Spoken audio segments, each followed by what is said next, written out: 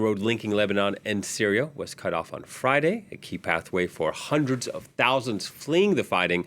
Israel claimed Hezbollah used that road to transport weapons across the border from Syria.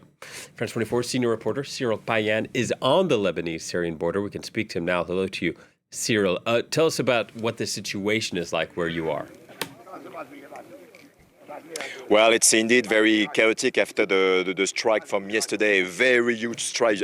I think you can see this crater, which is 5 meters square, and which is basically just making a blockade, which is making impossible for, as you said, thousands, maybe tens of thousands of IDPs and refugees to cross this border. 350 people, mostly Syrians, but not only, Lebanese. We didn't feel safe enough in the other part of Lebanon, decided to cross this way. Since yesterday, it's impossible to cross through vehicles. There is no buses. We are just in a no man's land between Lebanon, which is the town of Masnaa, just right there, 2 kilometers away, and Damascus is 40 kilometers away from where we're standing with Cyril Payen here in this no man's land on the border. So you can see people around trying to walk very difficultly with their luggages, trying to go on the Syrian side on this way, and some ambulances, some buses are trying to organize to get to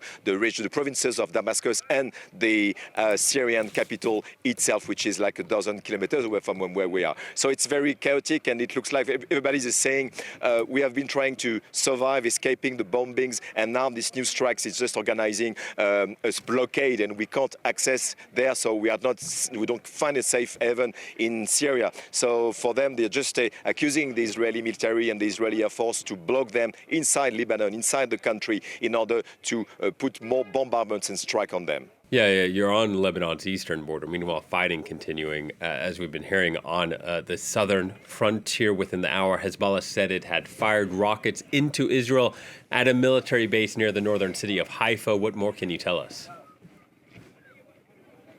Well, this is also the propaganda languages from both sides. The Hezbollah has been very, very badly hit and hurt with this.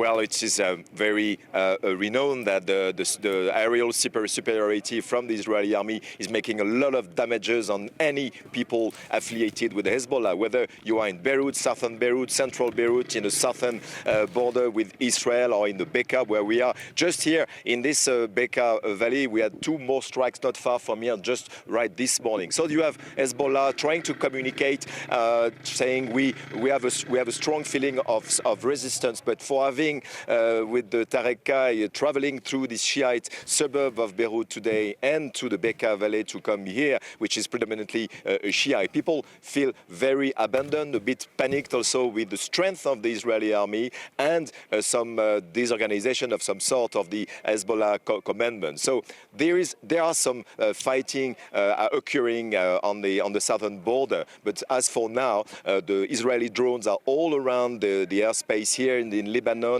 and the strikes are going on, and it looks like very much it's intensifying. All right.